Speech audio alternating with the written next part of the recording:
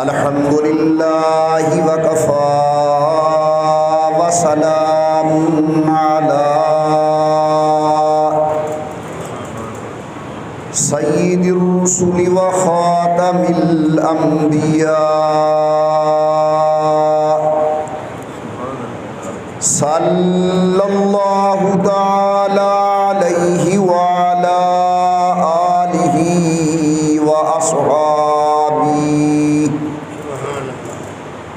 وأصحابه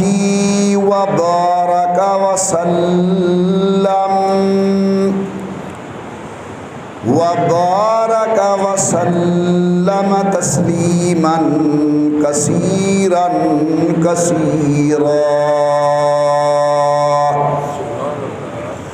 صلاة تكون للنجاة وسيلة ولعلو الدرجات كفيلا صلاة تحل بها العقد وتفرج بها الكرب صلاة تكون لك رضاء ولحقه أداء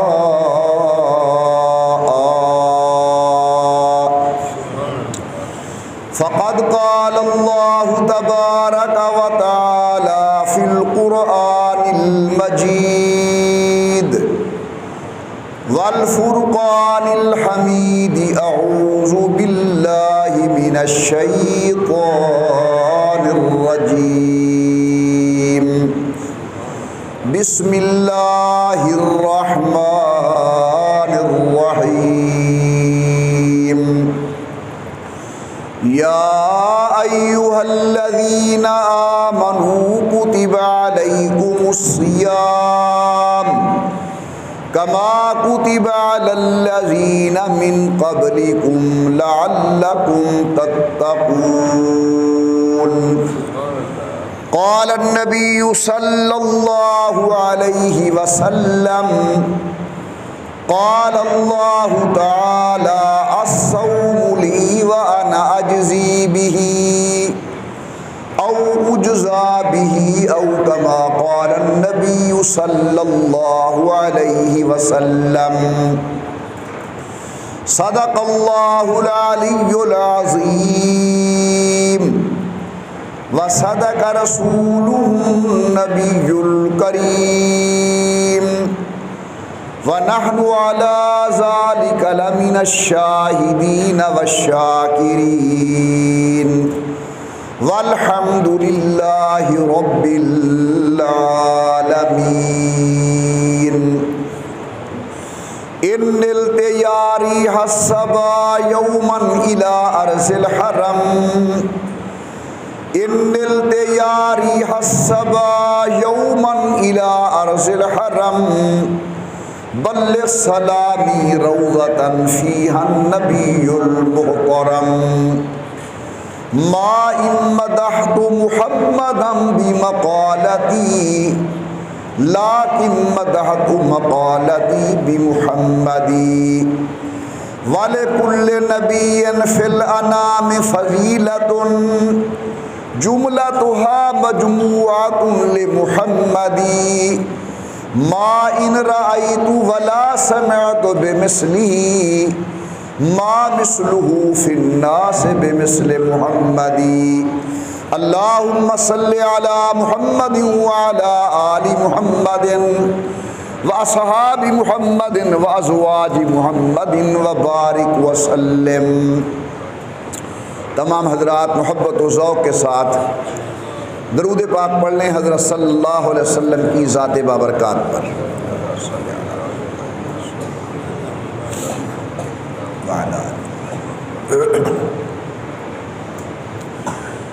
اللہ تبارک و تعالیٰ کی بے انتہا حمد و توصیف، سرور کائنات مفخر موجودات رحمت للعالمین مراد للمشتاقین امام الانبیاء والمرسلین حبیب کبریا احمد مجتبی حضرت محمد الرسول اللہ صلی اللہ تعالی علیہ وعلا آلہ وصحابہ وسلم کی ذات بابرکات پہ تحفہ درود و سلام پڑھ لیجئے تمام حضرات محبت و ذوق کے ساتھ بآواز بلند اللہم صلی علی سیدنا و مولانا محمد وعلا آل سیدنا و مولانا محمد وبارک وسلم پڑھنے اور بھیجنے کے بعد محترم بزرگوں، مکرم نوجوان ساتھیوں، قابل صد تعظیم و صد اکرام میری محترمہ موقرہ اور مؤدبہ اسلامی مائی اور بہنوں، گزشتہ جمعہ آپ حضرات کے سامنے رمضان المبارک کی عظمت و شان اور اس کی فضیلت میں نے بیان کی تھی کہ اللہ تبارک و تعالی کی رحمت اس ماہ مبارک کے اندر مسلمانوں کے لیے ایک ٹھاٹھیں مارتے ہوئے سمندر اور موسلا دھار بارش کی طرح ہوتی ہے۔ اللہ تبارک و تعالی نوافل و فرائض کے اجر و ثواب کے اندر کئی گنا اضافہ فرما دیتے ہیں۔ اللہ تبارک و تعالی کی رحمت ہمارے دروازے پر آ کر بخشش کی نویز سناتی ہے۔ دعا ہے اللہ تعالی اس ماہ مبارک کی عظمتوں اور اس کے برکات سے ہم سب کو مالا مال فرمائے۔ گزشتہ جمعہ فضیلت رمضان شریف کے سلسلے میں نے ایک حدیث قدسی بیان کی تھی کہ حضور اکرم صلی اللہ علیہ وسلم فرماتے ہیں کہ اللہ کا ارشاد ہے الصوم لی وانا اجزی بہ او اجزا بہ، کہ روزہ میرے لیے ہے اور اس کی جزا میں اللہ اپنے بے مثال ہاتھوں کے ساتھ خود عطا کروں گا۔ میرے محترم دوستو، اس میں کوئی انکار نہیں کہ نماز بھی اللہ کے لیے ہوتی ہے، حج بھی اللہ کے لیے ہوتا ہے، زکوٰۃ و خیرات بھی اللہ کے رضا کے لیے دی جاتی ہے، لیکن اللہ فرماتے ہیں الصوم لی وَأَنَا أَجْزِي بِهِ، روزہ میرے لیے ہے اور روزے کی جزا میں اللہ خود عطا کروں گا۔ یہ جو کہا جا رہا ہے کہ روزہ میرے لیے ہے، اس پر علماء محدثین نے علم کے دریا بہائے۔ اس میں ایک عام فہم بات جو عامت الناس کو سمجھ آئے، میں عرض کرتا ہوں کہ نماز بے شک اللہ کی عبادت ہے، لیکن جب آدمی نماز پڑھ رہا ہے اس کے اندر یہ بھی احتمال ہے کہ یہ نماز اللہ کے لیے ہو یا ہو سکتا ہے کہ لوگوں کے دکھاوے کے لیے ہو۔ یہ نظر آنے والی عبادت ہے۔ ایک آدمی حج پہ حج کر رہا ہے، دونوں احتمال موجود ہیں، اس کا یہ عمرہ و حج اللہ کی رضا کے لیے ہو یا لوگ کہیں کہ بڑا عمرے کرنے والا ہے، حج کرنے والا ہے۔ ایک آدمی زکوٰۃ و خیرات دے رہا ہے، دونوں احتمال موجود ہیں کہ یہ خیرات اللہ کے لیے ہو یا لوگ کہیں کہ بڑا خیرات کرنے والا ہے۔ یعنی نماز، حج اور صدقات، اس میں دونوں احتمال ہو سکتے ہیں۔ کہ اللہ کے لیے ہوں یا لوگوں کو دکھانے کے لیے ہوں، لیکن روزہ ایک ایسی چھپی عبادت ہے کہ یا اللہ جانتے ہیں یا اللہ کا بندہ جانتا ہے۔ یہ سراسر خلوص و اخلاص پر مبنی ہے، اس لیے فرمایا الصوم لی وانا اجزی بہ، روزہ میرے لیے ہے، اس کے اندر دکھاوے کا احتمال تک نہیں، لہذا اس کی جزا بھی میں خود اپنے بے مثال ہاتھوں کے ساتھ عطا کروں گا۔ میرے محترم دوستو، حدیث قدسی کے ضمن کے اندر گزشتہ جمعہ میں نے ایک اور حدیث قدسی بیان کی تھی کہ امام الانبیاء سرکار دو عالم فرماتے ہیں، قال اللہ تعالی، اللہ کا ارشاد گرامی ہے کہ یا ابن آدم تفرغ لعبادتی، آدم کا بیٹا ہماری عبادت کے لیے وقت نکالا کر، ہمارے دروازے پہ آیا کر، ہماری عبادت کیا کر۔ اللہ میاں کیا ملے گا؟ فرمائے دو چیزیں میں نقد ادا کروں گا، نمبر ایک املا صدر کا غنن، تیرے دل کو غنی کر دوں گا، اور نمبر دو واسد فقرک، میں تجھے رات کو بھوکا نہیں سونے دوں گا، میں تیری روزی کا انتظام وقت سے پہلے کر دوں گا۔ رو کیا نہیں تھا بندہ بھی لو سب موٹر سائیکل اندر آندے پنجاب علی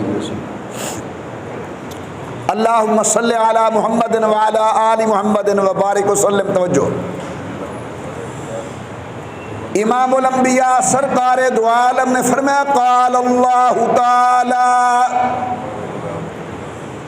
پروردگار عالم نے فرمایا یا ابن آدم تفرغ لعبادتی، آدم کا بیٹا ہماری عبادت کے لیے وقت نکالا کر، ہمارے دروازے پہ آیا جایا کر۔ حالانکہ اللہ کو ہماری عبادت کرنے سے اس کی کبریائی کے اندر کوئی بڑھوتری نہیں آتی، اور اگر نعوذ باللہ تمام انسانیت اللہ تبارک و تعالیٰ کی نافرمان بن جائے، اللہ کی عظمت و شان کے اندر ذرہ برابر کمی نہیں آتی، اس کے باوجود یہ میرے اللہ کا کرم ہے کہ اللہ میاں فرماتے ہیں یا ابن آدم تفرغ لعبادتی، آدم کا بیٹا ہماری عبادت کے لیے وقت نکالا کر، ہمارے دروازے پہ آیا کر۔ یاد رکھیں میرے دوستو، عبادت ایک ایسا تعلق ہے جو عبد کا صرف اور صرف معبود برحق کے ساتھ سجتا ہے۔ عبادت ایک اللہ کی، اللہ کے بندوں کے ساتھ جو عبد اس کی عبادت نہیں کی جا سکتی۔ اللہ میاں فرماتے ہیں وَمَا خَلَقْتُ الْجِنَّ وَالْإِنسَ إِلَّا لِيَعْبُدُونَ، ہم نے انسانوں کو جنات کو اس لیے پیدا کیا کہ یہ ہماری عبادت کرے۔ ہر وہ چیز جو زمرہ عبادت میں آتی ہے وہ صرف ایک اللہ کے ساتھ لائق ہے، اللہ کے ساتھ سجتی ہے۔ یاد رکھنا، سجدہ عبادت، نظر عبادت، نیاز عبادت، سور عبادت، پکار عبادت، چڑھاوا عبادت، طواف عبادت۔ جس طرح سجدہ ایک اللہ کا کرنا ہے، اللہ کے علاوہ کسی کا سجدہ نہیں کرنا، اسی طرح باقی باتیں بھی ایک اللہ کی کرنی ہیں، اللہ کے علاوہ اور کسی کے ساتھ یہ تعلق قائم نہیں کرنا۔ فرمایا یا ابن آدم تفرغ لعبادتی، آدم کا بیٹا ہماری عبادت کے لیے وقت نکالا کر۔ اللہ میاں کیا کرے گا، کیا عطا فرمائے گا؟ فرمایا املأ صدرک غنا، میں تیرے دل کو غنی کر دوں گا۔ الغناء غناء القلب، اگر کسی کے پاس پیسے بہت آ گئے لیکن دل بھوکا رہا، یہ غنی نہیں ہے۔ بہت ایسے لوگ دیکھنے کو ملتے ہیں کہ اللہ تعالیٰ نے تمام نعمتوں سے نوازا ہوتا ہے لیکن دل بھوکا ہے، اور کئی ایسے خوش قسمت بھی دیکھے ہیں جن کے گھر کے اندر ضرورت کا سامان موجود ہے لیکن مہمان اگر دروازے پہ آ گیا اس کے چہرے پر حشاشی ہے، اس کے چہرے پر بشاشی ہے، وہ خوش ہے کہ اللہ کا مہمان، اللہ کا بندہ میرے دروازے پہ آ گیا، وہ مہمان کے آنے سے خوش ہوتا ہے۔ ہمیں یاد ہے حضرت والد صاحب رحمۃ اللہ علیہ کے انتقال کے بعد ہمارے گھر کا گزر اوقات بڑی مشکل سے چلتا تھا، بڑی مشکل سے چلتا تھا، لیکن اگر ایک دو دن مہمان نہ آتے تو والدہ صاحبہ رحمۃ اللہ علیہ مجھے فرماتی کہ محمد عمر بیٹا کوئی مسجد کے اندر پیسے دو، مدرسے کے اندر خیرات کرو، کیا ہوا کہ ہمارے دروازے پر مہمان نہیں آ رہے۔ سبحان اللہ۔ تو اصل چیز دل کا غنا ہے۔ اللہ تبارک و تعالی دل کو غنی فرما دے، فرمائے املا صدرک غنا، میں تیرے دل کو غنی کر دوں گا۔ جب ہم اللہ والوں کی زندگی پر نظر دوڑاتے ہیں تو اللہ والوں کو اللہ نے دل کا غنی بنایا ہے۔ سید القونین کو دیکھو، ہفتہ ہفتہ حضور کے گھر کے اندر آگ نہیں جلتی تھی۔ امام الانبیاء سرکار دو عالم پر فاقے کی کیفیتیں آ رہی ہیں، لیکن دل کتنا غنی ہے میرے محبوب کا۔ کیسر و کسرا کی دولت کو دیکھ کر، ان کی عظمتوں کو سن کر حضور اکرم کے دل کے اندر ذرہ برابر شیبہ نہیں آتا، شبہ نہیں آتا کہ یہ چیز اللہ ہمیں عطا فرمائے۔ اہل اللہ کی نظر آخرت پر ہوتی ہے۔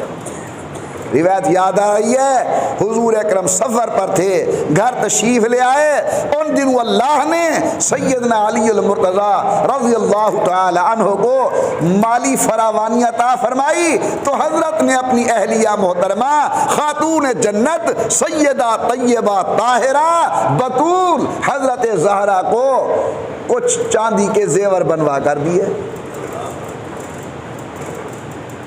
حضور اکرم گھر تشریف لے آئے تو کیا دیکھا کہ سیدہ زہرا کے کانوں کے اندر اور ہاتھوں کے اندر چاندی کے زیور ہیں۔ ہر مسلک کے علماء نے اسے نقل کیا ہے کہ غضبناک بے روح رفت حضور اکرم صلی اللہ علیہ وسلم کو اپنی بیٹی کے ہاتھوں اور کانوں کے اندر یہ زیور پسند نہیں آئے۔ امام الانبیاء سرکار دو عالم باہر تشریف لے گئے۔ امام الانبیاء سرکار دو عالم کی گود میں پلنے والی زہرا، رمز شناس نبوت، مزاج شناس نبوت، سیدہ بطول سمجھ گئی کہ ابا جان کو میری دنیاوی زیب و زینت پسند نہیں آئی، جلدی جلدی اپنے زیور اتارے حضرت کی خدمت کے اندر بھیجے۔ امام الانبیاء سرکار دو عالم میں صدقہ کرتی ہوں، بیت المال کے لیے قبول فرما لیں۔ علماء لکھتے ہیں، روات نقل کرتے ہیں، جب بیٹی کے زیور حضرت کے سامنے آئے، امام الانبیاء کا چہرہ انور فرط مسرت سے تمتما اٹھا، حضور کے چہرے انور پر خوشی کے آثار ظاہر ہوئے۔ فرمایا الحمدللہ میری بیٹی میرا مزاج سمجھ گئی ہیں، جاؤ سیدہ کو کہو فاطمہ دنیا برائے محمد و آل محمد نیست، دنیا کا محمد و آل محمد کے ساتھ کوئی تعلق نہیں۔ اگر اللہ کے نزدیک دنیا کی قیمت مچھر کے پر کے برابر ہوتی، اللہ کافروں کو ایک گھونٹ عطا نہ فرماتے۔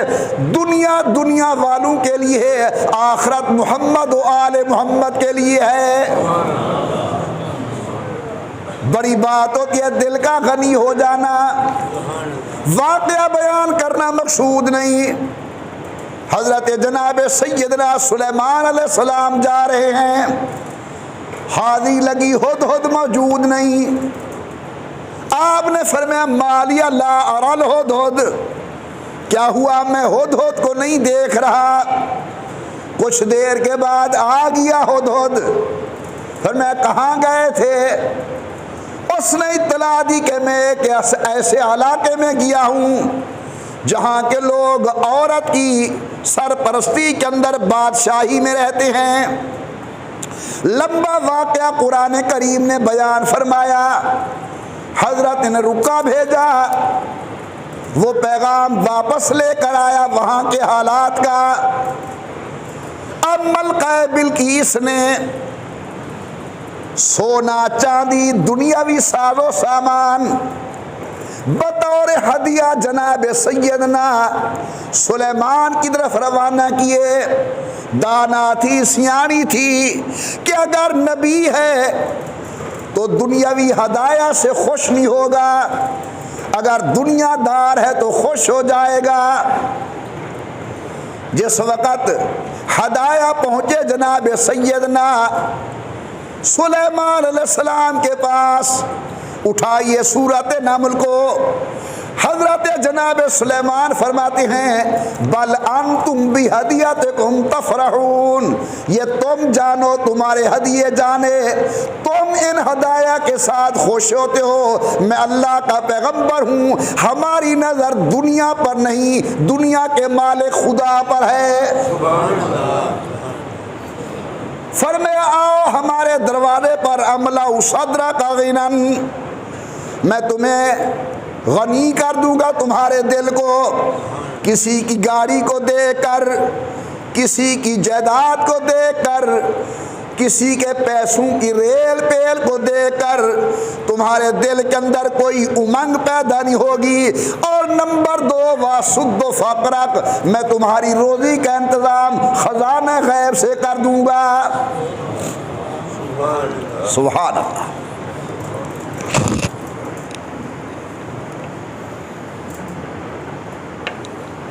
اہل اللہ کی زندگیوں کو دیکھو, فقیر لوگ ہوتے ہیں لیکن اللہ کی مخلوق کا ایک وافر حصہ ان کے دروازے پر اللہ کا رزق کھاتا ہے. کچھ عرصہ میں نے پہلے یہاں بیان کیا تھا کہ حضرت شاہ عبد القادر جیلانی, محبوب سبحانی, قطب ربانی, فیض یزدانی, سب کو رحمت اللہ علیہ بڑے پیر. یہ صرف نام کے بڑے پیر نہیں ہیں, اللہ تبارک و تعالی نے مقام بہت بلند عطا فرمایا تھا حضرت شاہ عبد القادر رحمۃ اللہ علیہ کو. حضرت پیران پیر شاہ عبد القادر جیلانی رحمۃ اللہ تعالی علیہ, حضرت کے دروازے پر فقراء, مساکین, خدام, آنے جانے والے مہمانوں کا رش لگا رہتا تھا. علاقے کے بادشاہ نے دیکھا کہ حضرت کے پاس مہمان بہت آتے ہیں, یہ تو پریشان ہوتے ہوں گے. اس نے اپنے علاقہ نیم روز کے متعلق حضرت کو خط لکھا کہ حضرت یہ نیم روز کا علاقہ ہم نے آپ کو دے دیا ہے. یہ ایک سلطنت تھی, ایک ریاست تھی نیم روز, یہ ہم نے آپ کو دے دیا ہے, آپ اس کی آمد اٹھائیں. تمہارے پاس مہمان آتے ہیں, ان پر خرچ کرو تاکہ اللہ تبارک و تعالی تمہاری یہ پریشانی دور کر دے. اس کو خرچ کرو, ہم نے یہ آپ کو دے دیا ہے. نیم روز علاقے کا نام ہے, جگہ کا نام ہے. لیکن فارسی میں اس کا معنی کیا ہوتا ہے؟ دوپہر کا وقت. نیم درمیان, روز دن, دوپہر کا وقت. لیکن جب کوئی چیز کسی کا نام بن جائے پھر معنی ختم ہو جاتا ہے, علمیت اس کے اندر آ جاتی ہے. تو کہا کہ ہم نے نیم روز کا علاقہ تمہیں دیا ہے. حضرت کے پاس پہنچا تو حضرت نے واپس جواب دیا. وہ جواب سننے والا ہے, یاد ہے تو یاد ہے, نہیں تو یاد کر لو. حضرت نے فرمایا کہ جب سے ہمیں نیم شب کی حکومت ملی ہے، نیم روز کی حکومت کی ضرورت نہیں رہی۔ نیم شب کہتے ہیں رات کے پچھلے حصے کے اندر اللہ کے سامنے اٹھنا، اللہ کے سامنے رونا، اللہ کے سامنے گڑ گڑانا، اللہ کے سامنے آہوزاری کرنا، اللہ کی خدمت اقدس کے اندر دست دعا دراز کرنا، اللہ سے مانگنا۔ حضرت نے جواب دیا کہ جب سے ہمیں نیم شب کی حکومت ملی ہے، نیم روز کی حکومت کی ضرورت نہیں ہے۔ پروردگار عالم نے فرمایا ہمارے دروازے پر آؤ، املا صدرا قوینا، نمبر 2 واسد فقرک، ہم دل کو غنی کر دیں گے، روزی کا انتظام وقت سے پہلے کر دیں گے۔ میں تمام احباب کی خدمت کے اندر گزارش کروں گا، ماہ رمضان ان چیزوں کو حاصل کرنے کا بہترین ذریعہ ہے۔ ہم رات کی عبادت آسانی کے ساتھ کر سکتے ہیں۔ الحمدللہ سحری کے وقت اٹھنا ہے، آپ 10 منٹ کے لیے مسجد تشریف لے آئیں، مسجد دور ہے، اپنے گھر کے اندر مصلی بچھا کر 4 رکعتیں پڑھ لیں، ٹائم ہے 6 پڑھ لیں، 8 پڑھ لیں، اور اپنے دست دعا اللہ کی خدمت اقدس کے اندر اٹھائیں، صرف یہی کہہ دے ربنا آتنا فی الدنیا حسنہ وفی الآخرۃ حسنۃ وقنا عذاب النار۔ بڑی جامع دعا، اللہم احسن عاقبتنا فی الامور کلہا واجرنا من خزی الدنیا وعذاب الآخرہ، توفنا مسلمین والحقنا بالصالحین۔ نہیں آتی عربی تو کوئی بات نہیں، اللہ تمام زبانیں سمجھتے ہیں۔ اللہ تعالیٰ آپ کو مکہ شریف لے جائے، سب کو لے جائے، بار بار لے جائے، والدہ کے چہرے کو دیکھنے سے اللہ ثواب عطا فرماتے ہیں، والد کے چہرے کو دیکھنے سے اللہ اجر نصیب فرماتے ہیں، قرآن کریم کی زیارت سے اللہ ثواب عطا فرماتے ہیں، اور کعبۃ اللہ وہ عظمت والا گھر ہے، اس کے دیکھنے سے بھی اللہ اجر و ثواب نصیب فرماتے ہیں۔ اللہ تعالیٰ بار بار کعبۃ اللہ کی حاضری نصیب فرمائے، سب کو آمین۔ میرے محترم دوستو توجہ میری طرف، بیت اللہ شریف جائیں، اللہ کی خدمت اقدس کے اندر دعائیں مانگیں۔ بہترین وقت ہر مسلمان کو اللہ تعالیٰ سحری کے انداز کے اندر عطا فرماتے ہیں۔ اللہ سے مانگو، تمہارے مانگنے کی دیر ہے، اللہ کے عطا کرنے کی دیر نہیں۔ اللہ اکبر، اللہ اکبر۔ یہ پریکٹس کا مہینہ ہے، اللہ تبارک و تعالیٰ 12 مہینوں میں سے ایک مہینہ ہمارے پاس بھیج دیتے ہیں کہ تم لوگ اس کے اندر پریکٹس کرو۔ جس طرح اس مہینے کے اندر اپنی من چاہی زندگی کو چھوڑ کر رب چاہی زندگی کے گزارنے کی کوشش کر رہے ہو، باقی 11 سالوں کے اندر بھی تمہاری زندگی ایسے ہی گزرے کہ ہمارا اللہ ہم سے راضی ہو جائے، ہمارا نبی سید الکونین حضور اکرم صلی اللہ علیہ وسلم ہم سے راضی ہو جائے۔ میں آگے چلتا ہوں، ایک بات بڑی عجیب اللہ والے کی میں نے پڑھی ہے، مناسب سمجھتا ہوں کہ آپ حضرات کو سنواؤں۔ کوشش ہوتی ہے جو چیز اچھی ملے اسے آگے پھیلاؤ، آپ اس پر عمل کریں گے تو اللہ تعالیٰ مجھے بھی اس کا اجر و ثواب عطا فرمائیں گے۔ اہل علم بڑے عجیب لوگ ہوتے ہیں، اللہ تعالیٰ کی خصوصی فضل و کرم والے لوگ ہیں اہل علم، جن کو اللہ تبارک و تعالیٰ نے صحیح معنی میں علم نصیب کیا ہے۔ صحیح معنی کا معنی ہے علم با عمل، ایسا علم جو عمل کی زندگی کے اندر ڈھلا ہوا ہو۔ حضرات نے لکھا ہے کہ انسان کی پیدائش سے قبل، سمجھنے کی بات ہے، میں کوشش کروں گا آسان لفظوں میں سمجھانے کی، انشاءاللہ سمجھ آ جائے گی، آپ بھی کوشش کرنا سمجھنے کی۔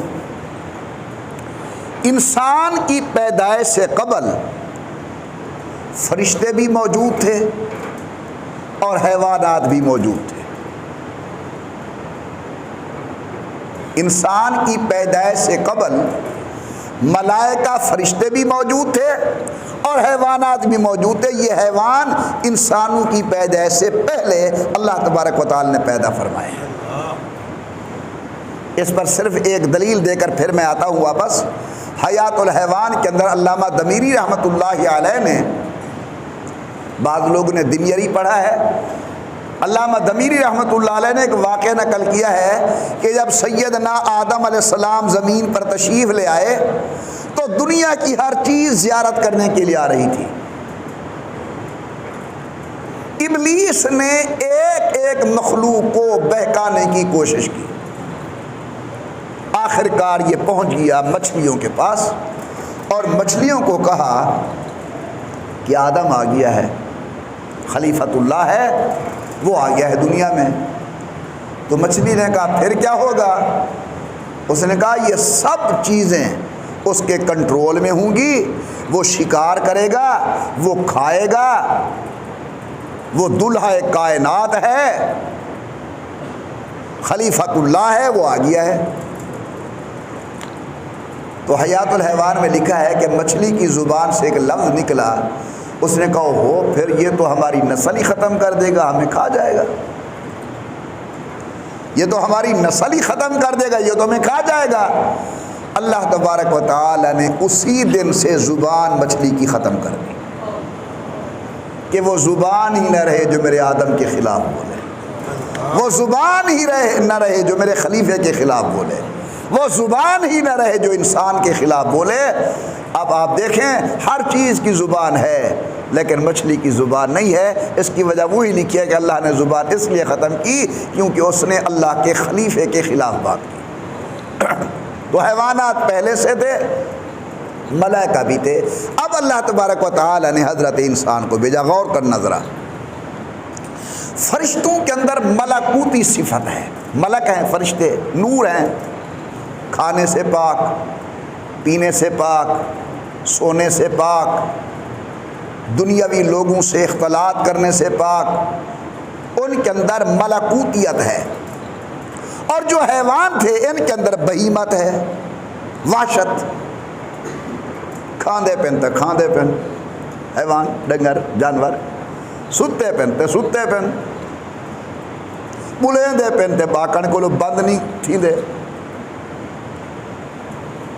ادھر ملکوتیت ہے، نہ کھاتے ہیں، نہ پیتے ہیں، نہ سوتے ہیں، نہ بولتے ہیں لوگوں کے ساتھ عام طور پر۔ اور ادھر حیوان ہیں جو کھاتے ہیں تو وزن سے زیادہ، بولتے ہیں تو چپ نہیں کرتے، سوتے ہیں تو اٹھنے کا نام نہیں لیتے۔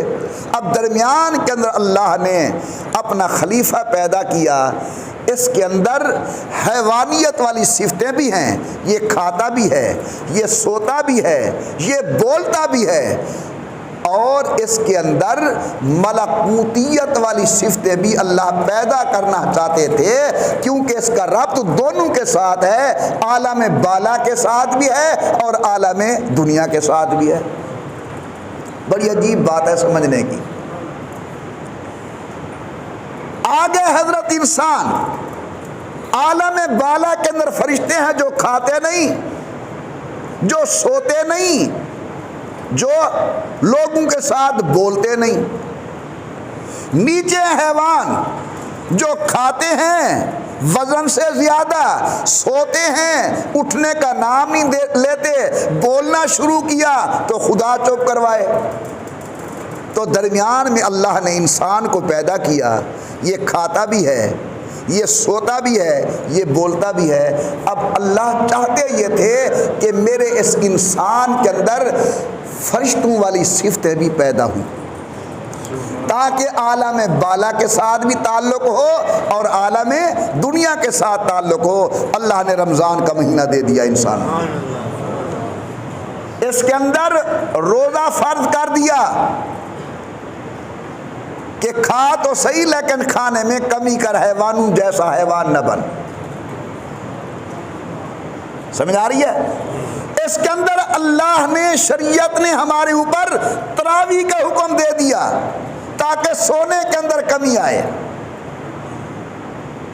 شریعت نے ہمیں اس کے اندر اعتکاف دے دیا تاکہ عام لوگوں کے ساتھ میل جول اور بولنے میں کمی آئے.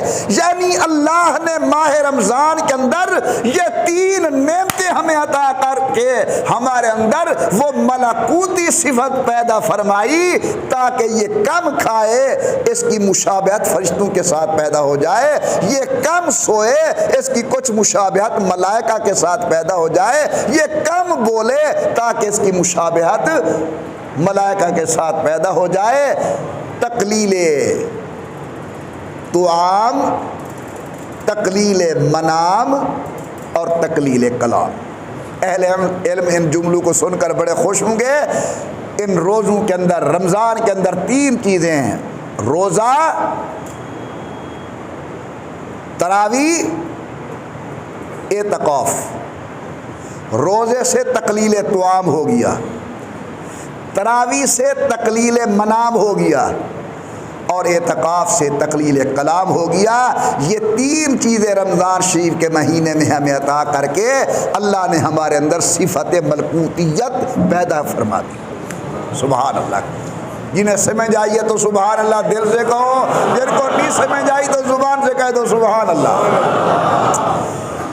امام الانبیاء سرکار دو عالم صلی اللہ علیہ وسلم نے فرمایا, اللہ میاں فرماتے ہیں صوم لی وانا اجزی بہ. ابھی عرض کر چکا ہوں تمام باتیں اللہ کے لیے, لیکن ان کے اندر احتمال موجود ہے کہ یہ نماز اللہ کے لیے پڑھ رہا ہے یا لوگوں کو دکھانے کے لیے. حضرت والد صاحب رحمۃ اللہ علیہ سنوایا کرتے تھے کہ ایک آدمی کسی کا مہمان جا ہوا بنا. عام آدمی کو کہوں, میں اپنی فیلڈ کا نام لیتا ہوں, ایک پیر صاحب کسی کے گھر مہمان بنے. اب رات کو وہ اٹھے تاکہ گھر والوں کو پتہ چلے کہ ہم تو سوئے ہوئے ہیں اور پیر صاحب تو ساری رات عبادت کرتے ہیں, دیکھو تہجد کے لیے اٹھے ہوئے ہیں. اب وہ اٹھا, کھانسا, جرا سارے ڈی دی پیر دی لتاڑ جھلی پہ اٹھ دیا, سوئے ہوئے. زور زور سے نلکا چلایا, واتی انہوں نے آنکھ نہیں کھلی. اڈو کھنگدا واتی آنکھ نہیں کھلی. اب اس نے وضو کیا اور وضو کرنے کے بعد داڑھی کو یوں صاف کیا تاکہ پانی کے قطرے مرید کے چہرے پر جائے. اس کی آنکھ کھل گئی. نہ کہ صبح بس میں وضو جو کی تھے پانی خوش کرے رہے ہم تو سمو, تاکہ اس کو پتہ چل جائے کہ یہ پیر صاحب اٹھے ہوئے ہیں. اب دیکھیے یہ اٹھا تو ہے لیکن احتمال دونوں موجود ہیں کہ اللہ کے لیے اٹھا ہے یا لوگوں کو دکھانے کے لیے اٹھا ہے. حضرت تھانوی بڑے عجیب ہیں, ان کے ملفوظات علماء کو بھی پڑھنے چاہیے, عوام الناس کو بھی پڑھنے چاہیے. حضرت فرماتے ہیں یہ جو جعلی پیر ہے نا, بناوٹی پیر, ان پر مجھے بڑا ترس آتا ہے. یہ ہر وقت اپنے آپ کو ممتاز کرنے میں لگے رہتے ہیں. اس پر انہوں نے ایک بڑا عجیب واقعہ نقل کیا ہے. فرمائے ایک مرید تھا, اس نے کہا حضرت میں نے رات بڑا برا خواب دیکھا. کیا خواب دیکھا بھائی تو نے؟ اس نے کہا حضرت میں نے خواب یہ دیکھا کہ میرے ہاتھ پر غلاظت لگی ہوئی ہے ساری انگلیوں پر, اور جناب کی ہاتھ کی 10 انگلیوں پر شہد لگا ہوا ہے. اس نے کہا پھر اس کے اندر کون سی پریشانی والی بات ہے؟ ہم اللہ اللہ کرتے ہیں, نمازیں پڑھتے ہیں, قرآن پڑھتے ہیں, ذکر کرتے ہیں, نیک لوگ ہیں, اس لیے ہمارے ہاتھوں پر شہد ہے. تم ساری دن رات دنیا کی غلاظت میں پڑے ہو, اس لیے تمہاری انگلیوں پر غلاظت ہے. اس نے کہا یہ بات نہیں, اصل بات اگلی پریشانی والی ہے. وہاں کہ وہ کیا؟ وہاں کسی کی اگلی گال ہے جو میں ندرے ڈٹھے جو میرے انگلی تساں پہ چٹیں دے تو تمہارا میں پہ چٹیں. دوستو ہم اللہ والوں کے دروازے کے نوکر ہیں. سمجھے نا؟ سچے ولی کے پاؤں کا جوتا ہو. میں منبر نبی پر بیٹھا ہوں, جمعے کا دن ہے, رمضان مبارک ہے, ہم اپنے سر کا تاج بنائیں گے. سچے ولی کے پاؤں کی مٹی ہو, ہم آنکھوں کا سرما بنائیں گے. حضرت پرہاری رحمۃ اللہ تعالی علیہ, مولانا عبدالعزیز رحمۃ اللہ تعالی علیہ, میں قریشی ہونے کے باوجود میں سمجھتا ہوں کہ میری قدر ان کے پاؤں میں استعمال ہونے والے جوتے کے برابر بھی نہیں ہے. اللہ نے جو ان کو علمی مقام نصیب فرمایا تھا. حضرت سلطان العارفین سلطان باہو رحمۃ اللہ علیہ, حضرت بہاؤالدین زکریا ملتانی رحمۃ اللہ تعالی علیہ, حضرت فرید الدین گنج شکر رحمۃ اللہ علیہ. اولیاء اللہ کا کوئی منکر نہیں ہے. انکار ہوتا ہے وہاں جب لبادت ہو ولایت کا اور ہمارے اعمال ایسے ہوں کہ شیطان بھی الامان والحفیظ کہے. اللہ نیک صحبت نصیب فرمائے اور اللہ تعالیٰ بری صحبت سے ہمیں محفوظ فرمائے. توجہ فرمائے, ٹائم جلدی جلدی بھاگتا جا رہا ہے. فرمایا املأ صدرک غنی واسد فقرا. حضور نے کیا فرمایا؟ قال النبی صلی اللہ علیہ وسلم قال اللہ تعالی, اللہ میاں فرماتے ہیں الصوم لی وانا اجزی بہ, روزہ ہمارے لیے ہے, روزے کی جزا ہم خود عطا فرمائیں گے. علماء نے حدیث سمجھانے کے لیے بڑا عجیب معنی کیا. فرماتے ہیں قیامت کے دن نمازی آئے گا, اللہ تعالیٰ فرشتوں کو کہیں گے میرے ملائکہ اس کی نماز کا وزن کرو, اسے اجر عطا کرو. صدقات و خیرات کرنے والا آئے گا, اللہ فرمائیں گے اس کی زکوٰۃ و عشر کا وزن کرو, ثواب عطا کرو. عمرہ حج کرنے والا آئے گا, اللہ میاں فرمائیں گے میرے فرشتے ہو اس کے نیک اعمال کا وزن کرو, اسے اجر نصیب عطا کرو. اور جب روزے دار آئے گا اللہ کی دربار کے اندر تو اللہ تعالیٰ فرمائیں گے اب درمیان سے ملائکہ تم ہٹ جاؤ, الصوم لی وانا اجزی بہ, روزہ ہمارے لیے تھا, روزے کی جزا اپنے بے مثال ہاتھوں کے ساتھ میں خود اپنے بندوں کو عطا فرماتا ہوں. بعض اللہ والوں نے پڑھا صوم لی وانا اجزا بہ, اللہ فرماتے ہیں روزہ ہمارے لیے ہے, روزے کی جزا ہم خود بن جائیں گے اس کے لیے. یعنی اللہ تعالی خود روزے کی جزا بن جائیں گے روزے دار کے لیے. یہ بڑی عجیب روایت ہے. حضرت والد رحمۃ اللہ علیہ نے اس حدیث کو ایک واقعے کے ساتھ سمجھایا. فرمایا ایک بادشاہ تھے, ان کی دربار کے اندر سونا چاندی جواہرات کا ڈھیر لگا ہوا ہے. انہوں نے اعلان کروایا کہ آؤ جو چیز جتنی طبیعت چاہے لے جاؤ. لوگ آئے, کسی نے سونا اٹھایا, کسی نے جواہرات اٹھائے, کسی نے موتی اٹھائے, کسی نے دراہم و دنانیر اٹھائے. ایک سیاہ فام لونڈی جو ان کو پنکھا ہلا رہی تھی اس نے کوئی چیز نہیں اٹھائی, بس اس نے اپنا ہاتھ بادشاہ کے کندھے پہ رکھ دیا.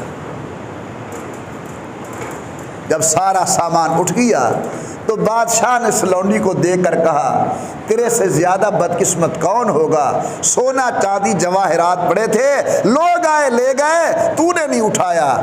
وہ لونڈی کہنے لگی کہ بادشاہ مجھ سے بڑھ کر خوش قسمت کون ہوگا, میں بڑی خوش قسمت ہوں. اس نے کہا وہ کیسے؟